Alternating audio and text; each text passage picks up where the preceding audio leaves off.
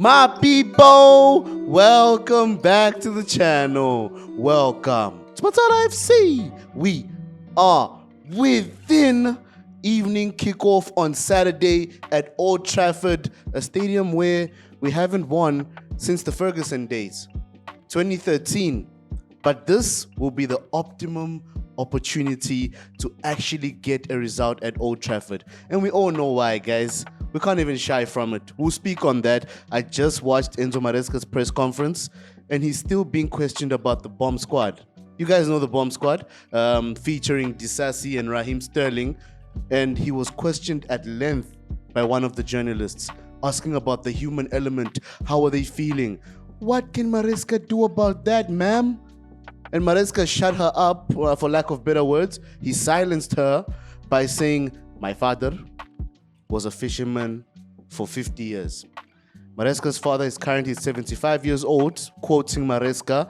He was just emphasizing that in life, you gotta work hard. So if you're giving me a situation of exiled footballers in parallel to the difficulties of life, you're not gonna get something out of me. You get me? She was trying to get some headlines, I think. But there was a headline that Maresca gave. Garnacho is ready to start. And Fabrizio, like even before I recorded, I just opened Insta, TikTok, I'm seeing Fabrizio, Garnacho is ready to start. And I think, if I'm being honest, even against his former club at Old Trafford, Garnacho's the kind of character to start this game. Let's see how Garnacho responds if he starts. So I'm starting Garnacho in my predicted lineup on that left wing. He will get a bad reception.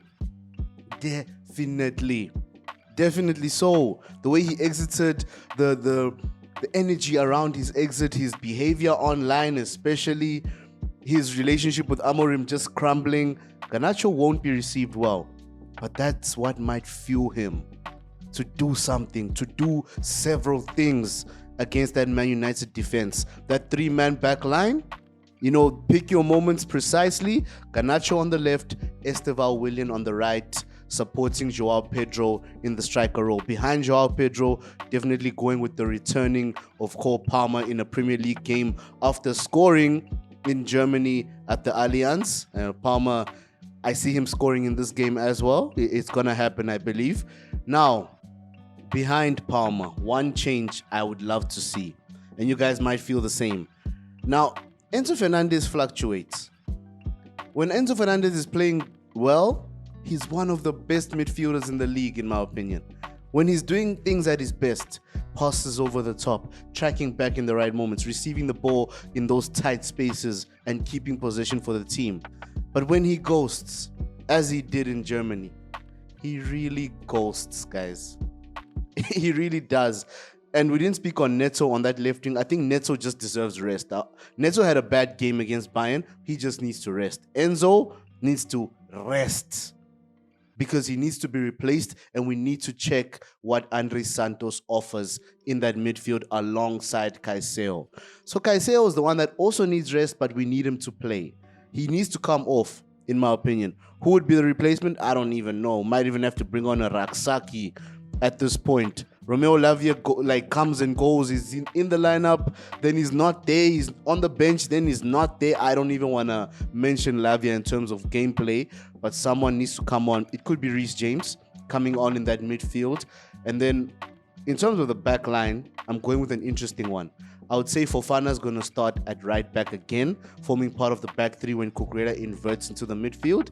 Alongside him, Chalobah and Tosin, as it was in Munich, as it's been really across the season so far. And in goal, the man that saved us in Munich several times, Robert Sanchez, should start at Old Trafford. Now, Man United, it's so political. Yeah, let's speak on it now, guys. Ruben Amorim, given his flowers by Maresca. Maresca says he watched him at Sporting. He knows he's a good manager. Sometimes it's just difficult when you're trying to integrate a new system. Is Maresca aware that Amorim's almost been there for a year? It's almost a year of Amorim at Man United. Good amounts of money spent, mainly on attack. Cunha, Mbuemo, Sesko. Just attack, replacing the front three. displacing Fernandes from his preferred positions, trusting Mason Mount, who's so injury prone since he joined United. Yeah, that's the business and the law and order that Ruben Amorim has brought in terms of the system at Man United. We know it's a two-man midfield 90% of the time. No one really gets into those positions to help those two. Back three, wing backs. And I don't know if the wing backs are supposed to drift in at moments just to help out, but they stay high and wide or low and wide, forming a back five in moments. So how do we see it happening tomorrow? I would say on the wing back positions, which are probably the most important positions, Dogu will continue on the left. On the right side, I see them deploying Amad Diallo on that side. Front line, I don't know if Mason Mount is back from injury, but I saw Cunha is back, so they might just take a risk with Cunha, Mbeumo, and Sesko, the new signings, all starting, I would say. Midfield, Bruno Fernandes in a position where he struggles, receiving the ball in the defensive third rather than in the attacking third all the time. It's crazy. So the key... so Bruno Fernandes, sorry, let's finish the lineup before I digress. Alongside him, I see Casemiro. And if you look at our midfield of youth, Palmer, Andre Santos, Caicedo, as per our prediction, there's so much energy in that team, even if we played on Wednesday. Santos didn't start the game, so I think if he starts this game, he'll be highly effective. Versus Casemiro and Bruno, I think we outrun those guys. Firstly, we outnumber them, and we outrun them. And then the back line, I'm seeing Luke Shaw remaining at left back, left-sided centre back, De Ligt in the middle, right side, Lenny, Yoro. In goal, Sen Lamens, they should finally start him, right? Or unless they keep going with Bayandir, which would be strange. Why did they sign the guy? So I'm going with Sen Lamens in goal. So, tactically, is it really difficult? I don't really think so. Because Ruben Amorim has allowed so many managers to come out post-match and sort of expose the way he does things. Marco Silva exposed him. He said we knew Man United would eventually just have that two in the middle. We just needed three men to outnumber them, get the ball forward. So for us, I would say the most key figure will be Moise Caicedo. And it's, Caicedo, just in terms of individual brilliance, it's not easy to get past him. So Caicedo wins the ball. Andre Santos can play the 8 role, of course. He can move forward, join Palmer in the attacking positions.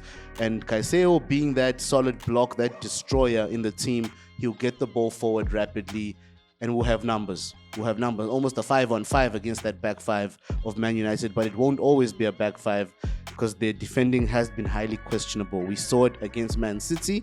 Unless they've worked on it thoroughly between the Man City game and tomorrow, I see us exploiting it. So, big game at Old Trafford. We haven't won there in 12 years. We'll keep emphasizing that. And it's not an easy game. It's never an easy game between Man United and Chelsea. It's not even about where Man United are. I understand that. But this is the best opportunity we'll have to win at Old Trafford after a long, long time. And I think it also gels well in terms of Maresca's time at Chelsea. Be that manager that cooked Amorim. You get me? That cooked United after a long time. That cooked United since Fergie. You get me? That's Maresca. He can do that for himself, for his curriculum vitae. You get it? We move, guys. Shout out for tuning in. This was very impromptu. So, I don't know if I'll whip out the tactics board, but I'll also discover this as I edit. So, we'll be together. You get me? We'll be back for the post-match, guys. Be sure to join the fam. Be sure to follow on Insta and TikTok as well, because there's enjoyment there. TikTok, not so much, I'll be honest. But on Instagram, we vote on games. Might be some enjoyment for those that bet. Maybe. You get me? Blessings, y'all. Follow him on YouTube. Obviously, you're here. Follow him on TikTok. Follow him on Instagram. I'm not sure if he's on X. I don't think he is.